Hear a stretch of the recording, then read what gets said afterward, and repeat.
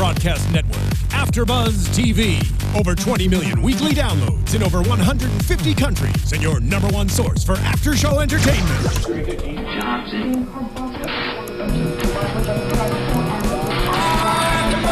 AFTERBUZZ TV, the destination for TV superfans. Producing aftershows for over 300 of your favorite TV shows. Interviewing celebrities and showrunners. And bringing you behind-the-scenes exclusives. All thanks to E! Entertainment's Maria Menounos, producer Kevin Undergaro, and internet leader Akamai. Now, let the buzz begin! Hey there, Sword Art Online fans. Welcome to another edition of the Sword Art Online AfterBuzz Recap Show. How are you guys tonight? Pretty good. Well. That is good to hear. Well. What have we here? Kirito, huh? Ooh, I'm really scared. And we could do the whole thing. We could. We shouldn't. But we are covering episodes 11, What It Means to Be Strong, and episode 12, Bullet of a Phantom. Episode Pick Up the Phone, and episode I Called It. Or we called it. We did. Joining me on the panel tonight, Tauri Miller. Yosha. Katie Cullen. Hi, all my buddies. We have Stephen Lemieux on the booth on the ones and twos. Hey, guys. Unfortunately, Lizzie Maui can't be here with us today because she's on hiatus in Japan. It's a good place to be on hiatus. Yeah, not gonna lie. Super jealous of that. Yeah. I'm your host, Megan Salinas. Guys, these are some fun episodes, but I feel like we could spend the entire time that we have here in the studio basically just gloating, saying, I told you so, I called it. I kept expecting someone to ask, what's your favorite scary movie? A little bit, yeah, because as we were talking about it earlier, it is Scream, essentially. What's your favorite MMO? What's your favorite horror game? I'm more of a puzzle game person. Goodbye forever. Nice. How about you, Tauri? I thought it was good.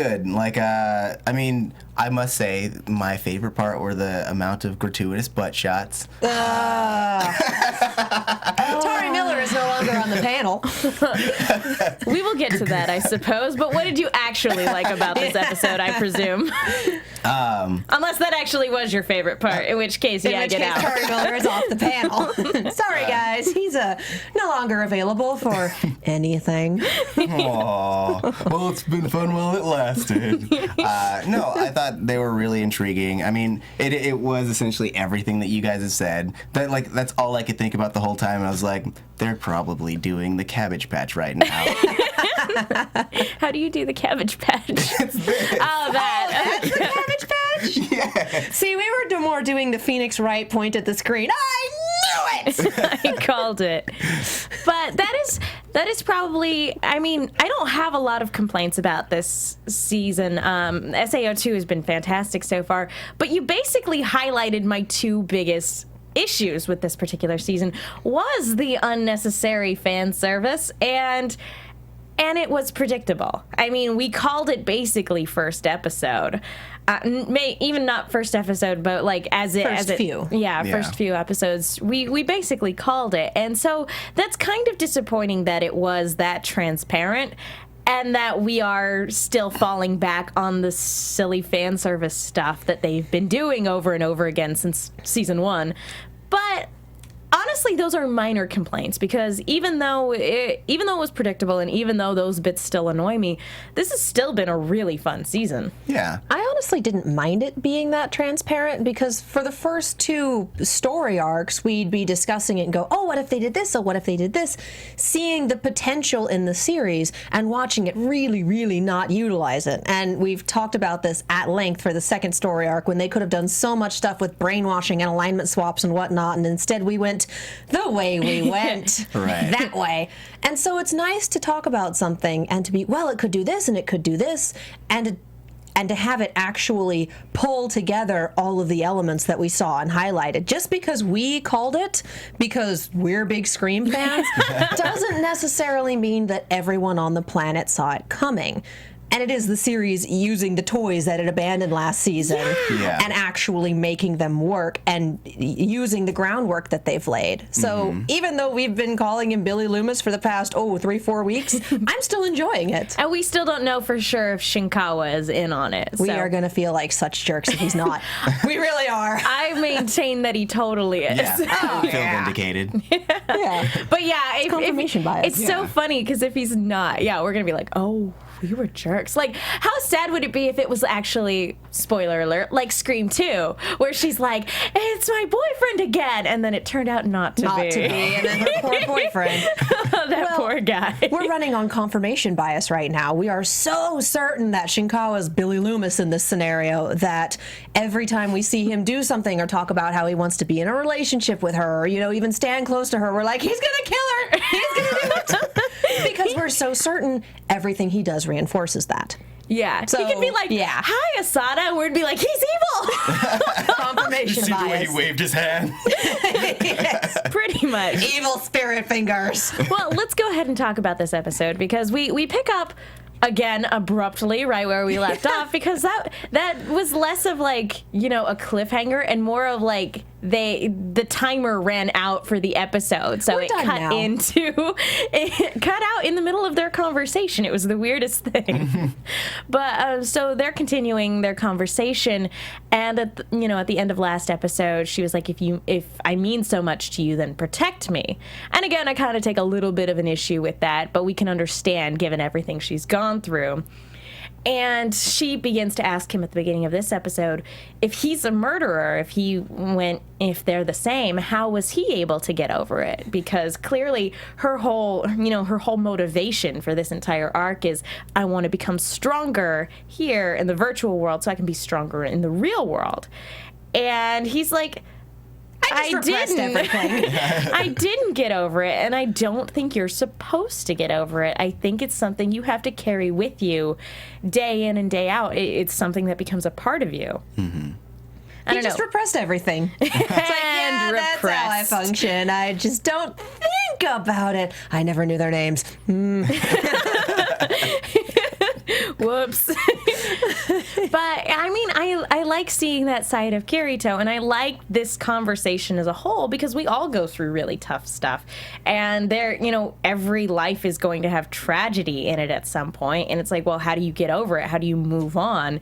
And it's like, well, maybe you're not supposed to forget. Maybe the way you move on is by carrying it with you. Yeah, I mean, the stuff that happens to us forges who we are, and so like no matter how hard you try to forget, it's always there with you. It's a piece of you because it's who you are now. Well, and we've talked about this before, but they're acting like human beings. Mm-hmm. Yeah. They're not acting like characters. They're not acting like shonen protagonist and love interest or shonen protagonist and badass untouchable chick or whatever. Mm. They're acting like actual human beings, and they're dealing with their problems like actual human beings. And we haven't seen that a lot in this series as a whole. So again, it's really nice to be like, yeah, Kirito's a person. Mm-hmm. Wow. With problems and feelings and he's not perfect and fantastic at everything like the series would have us believe.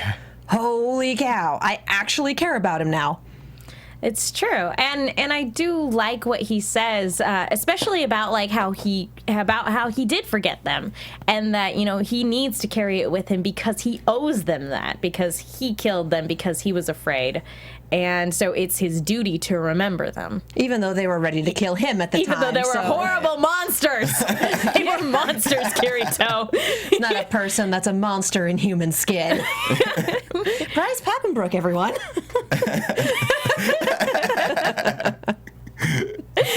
Nice break you. Nice attack on Titan. Well, I missed the panel today, so I had to make up for it somehow. Anyway. We missed having you. But anyway, right. So... But as they continue to talk...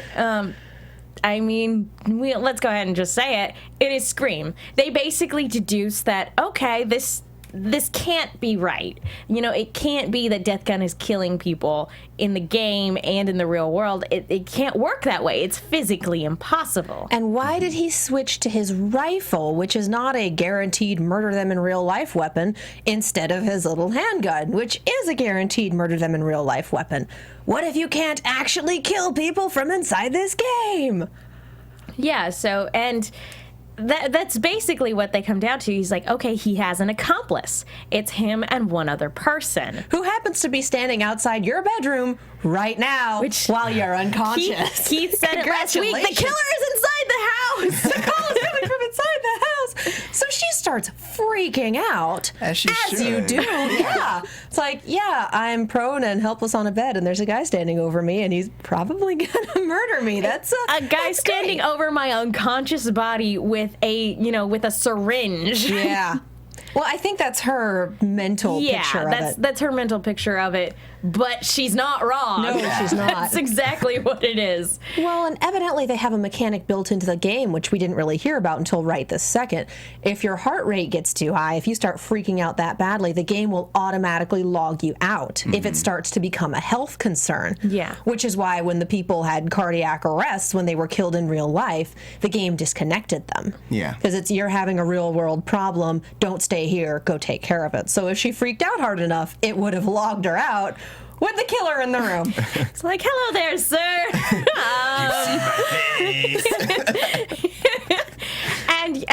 And so basically Kirito's trying to calm her down because that does nobody any good. And if you log out now, you will die. If you stick with me, you may not die yet. But yeah, it was just such a creepy thing when Kirito is puzzling this out, and he's like, Sinon, by any chance, do you live alone? She's like, yeah, why? And it's like, do you have these old-style digital locks that probably have security holes like the other two people who've been murdered? Yeah, why? Hate to tell you, but don't freak out.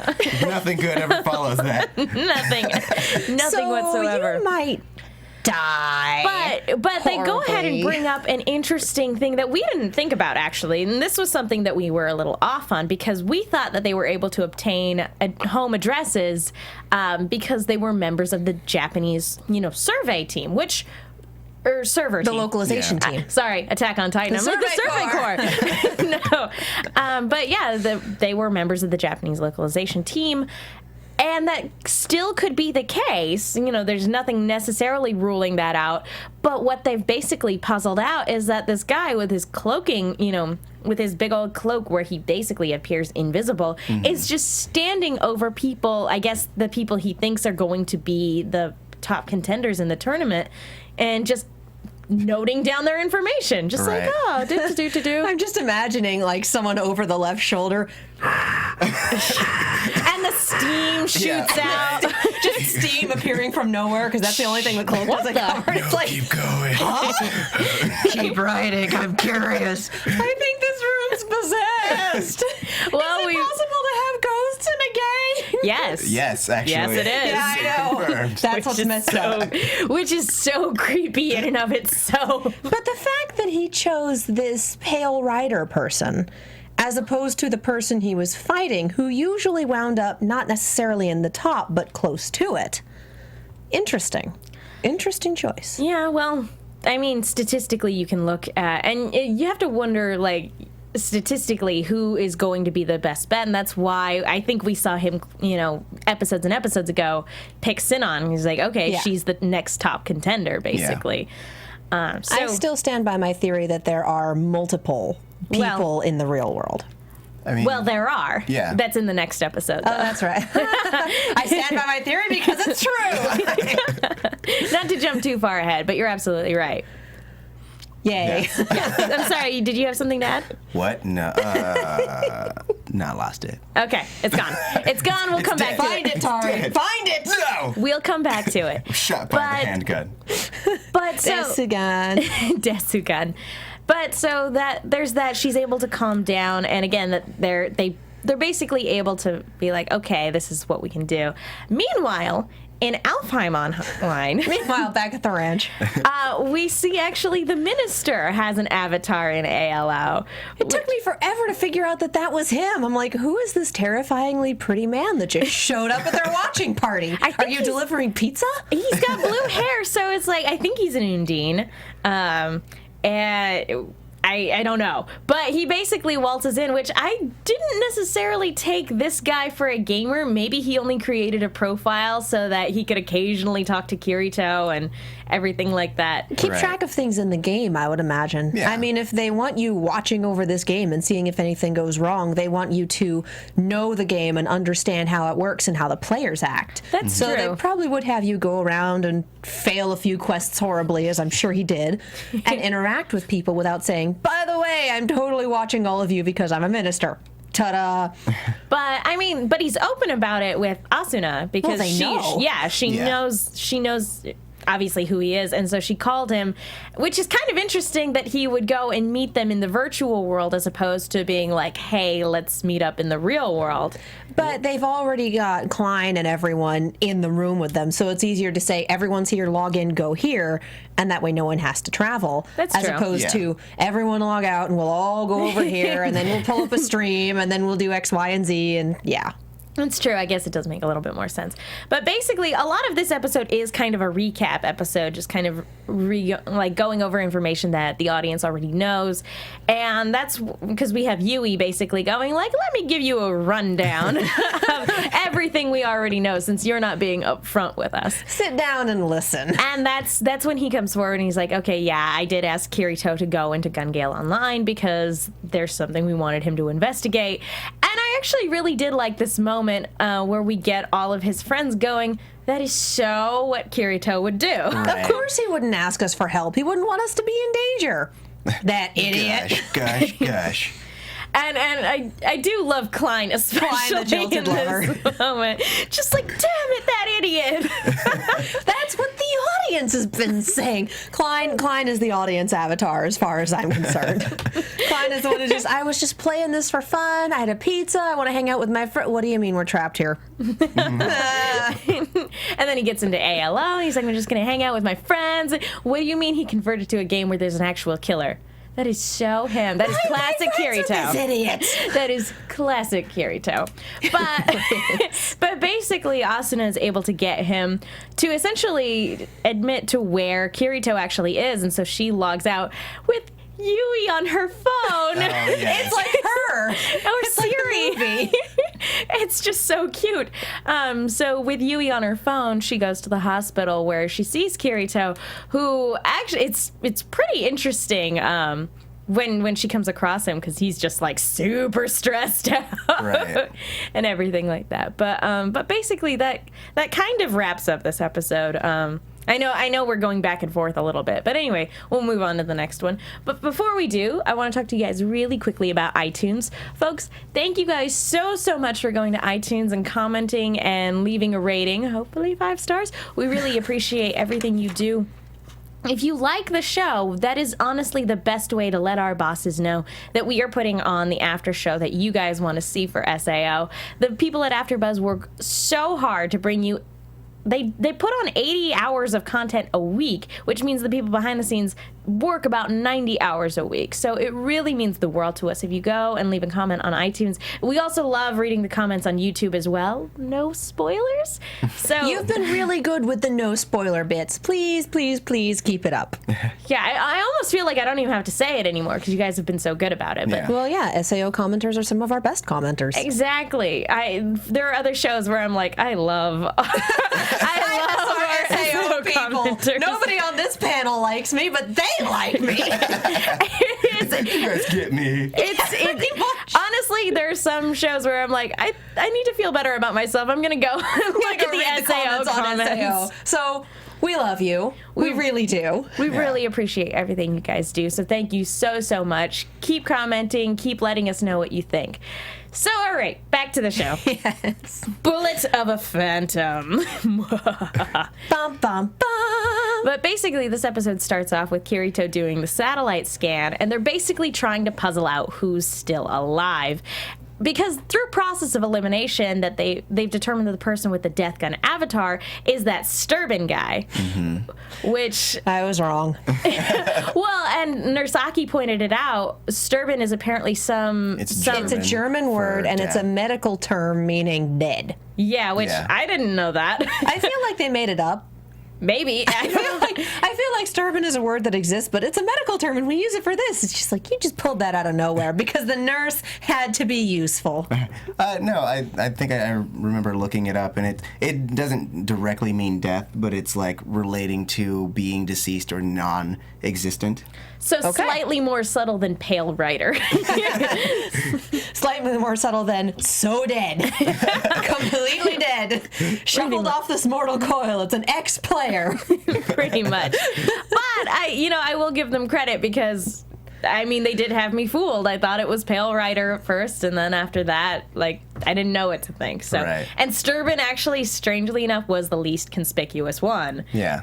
Because we don't speak German and don't have medical degrees. Yeah, no, it just sounded like a name to me. All of the medical people watching this are like, that guy! Yeah. It's like watching The Thing and speaking Swedish. Yeah, that's kind of frustrating. Yeah. The movie gets spoiled for you in the first 2 minutes. Anyway, talk about scary movies later. But basically... But do you like them? I love scary movies. What's your favorite? Ooh. I'm a romantic comedy person. Goodbye forever. Anyway. For those of you who haven't seen How It Should Have Ended, they do a pretty good one for Scream. Yes. But speaking of Scream... What we've basically been able to determine, or what Kirito and Sinon were basically able to determine, that we also determined before they did. Because we are smarter than the protagonists. Not a high bar, but he's actually really smart. He's had head trauma. He's really smart. He really is. It's just with common sense where he lacks some of that smartness sometimes. Right. But basically what they were able to determine is that Death Gun actually has multiple accomplices. It's not just him and one guy. It's not just Stu and Billy.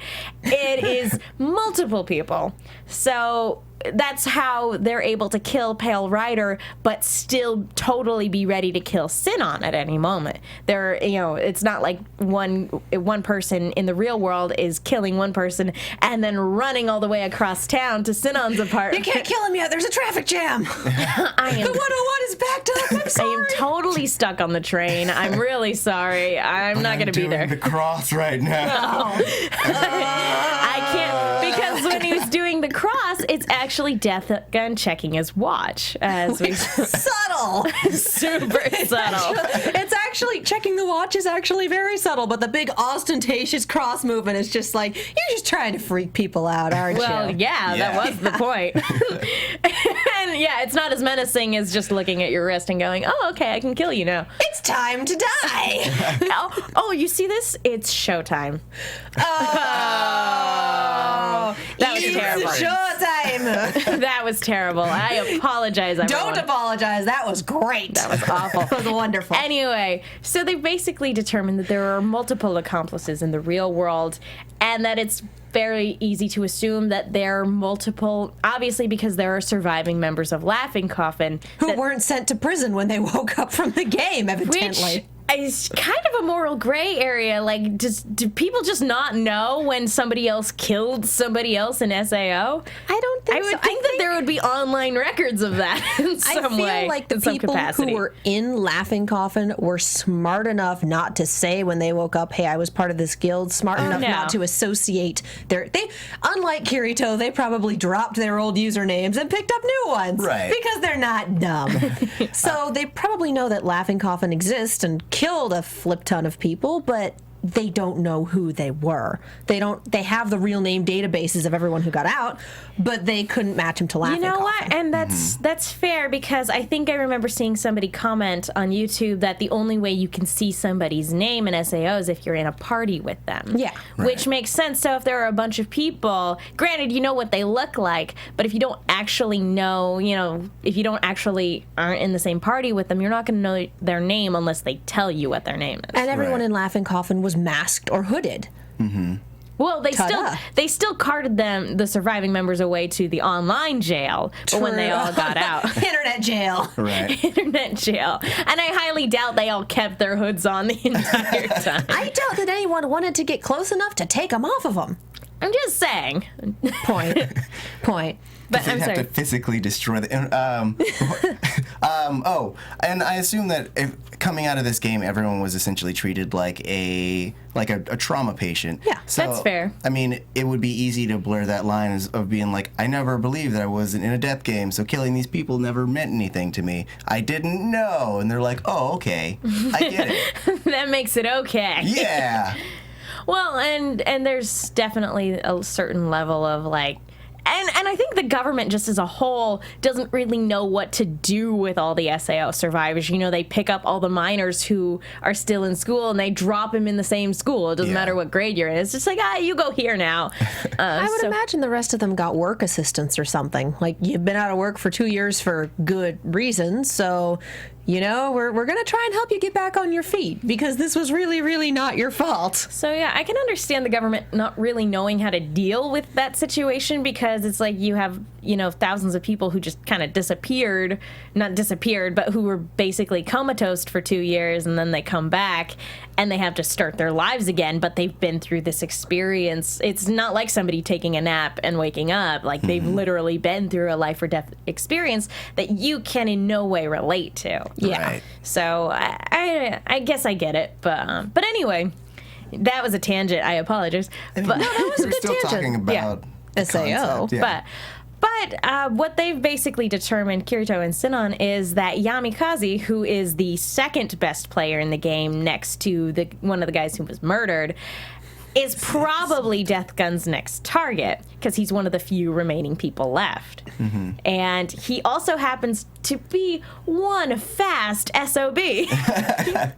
Little Speedy Gonzalez over there. Right. He is super quick, probably quick enough to give Kirito a run for his money. Probably. Yeah, because he's just bolting all over the place. So it's a lot like what you said last time, Tauri. You have to kill Yamikaze so that Death Gun can't kill him in real Only life. way to do it. You have to die so you don't die. Yeah. What? Boosh. But yeah, no, and so it's basically that because if he were to die, I mean, without Death Gun being there to shoot him, you know, it would break the illusion, so to speak. If Right. they wouldn't have any reason to kill him. And this whole thing is kind of just to give this one guy the illusion that he still has the power to kill people in the virtual world. Right. Yeah. Which I like is this all whole- sorts of messed up. I like that this whole plan relies on the honor of a murderer. Be like, oh, he's definitely not going to kill him unless, you know, that condition is met. Yeah, no, there's literally nothing to stop any of these people from still, you know, administering lethal injection, but they won't do it for right now, I suppose. Well, the illusion is a red herring, and they want to keep it that way because right now it looks like, oh, we kill them in the game and they actually die in real life. It's something that's going on in the game, which is why they sent Kirito to investigate, which is why they're looking at it from that angle. Kirito is evidently the first person to come up with, you know, maybe they have a real life accomplice. And once they cotton onto that angle, it's going to be a whole other method of investigation from the police. It's going to be a whole other ball of wax, basically. And it will be much, much more difficult to actually go around murdering people when they know that you're doing it in real life and not via the internet. Yeah. So they have to keep the illusion alive if they want to keep doing this. Yeah, basically, if they don't, the jig is up. Yeah. Yeah, there we go. And everyone who's seen Scream already knows. Yeah, exactly. Billy Loomis. Billy Loomis. Anyways. But basically what they decide is Kirito is going to act as bait to draw out both Yamikaze and Death Gun in the hopes that Sinon will be able to snipe Yamikaze to save his life and then be able to snipe Death Gun from wherever he's kind of perched, you know, to take shot at both Yamikaze and Kirito. Mm-hmm. Can I just say I think Yamikaze's name is hilarious? Go ahead. Dark Wind! Which I don't speak Japanese, so that was completely lost on me. Dark Wind! it's... Well, I mean, he is fast. That's the name of my Survivor cover band. That's silly.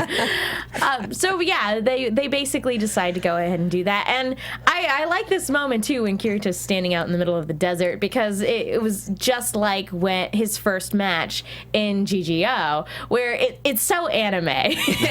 Like that's the best way to put it, is that this is probably, it's something that happens a lot in anime. You know, you've got your main character who sits there and he closes his eyes and it gets all sepia toned. He's listening to the colors of the wind, evidently. And Yes. waiting for, I can hear him over there, and now he's over there. Kirito has echolocation. He sensed his murderous intent. Yes. This is very, very shonen anime. This is Yu Yu Hakusho. This is Dragon Ball Z. This is. But that's the thing, is I don't mind the cliche because it's fun. Yeah. But it came right the hell out of nowhere in a virtual world, when this has only shown up once before in a flashback that they showed us this episode. Well, technically, Kirito has always had like hypersensibility in game. Like even when he was in SAO, he had maxed out his like searching ability. Yeah, his or detection skills. skill. Yes. Yes. So I assume that just carried over, and that's part of his like grid map thing. It was hilarious. And plus, guys, murderous intent is a real thing. It's called instinct. No. You sense virtual murderous intent then? And Tauri Miller is no longer available. I'll see you guys later. But anyway, so Kirito is able out of here. Kirito is able to dodge the shot from Death Gun, which is the one shot he gets with no bullet line, and so he's able to dodge.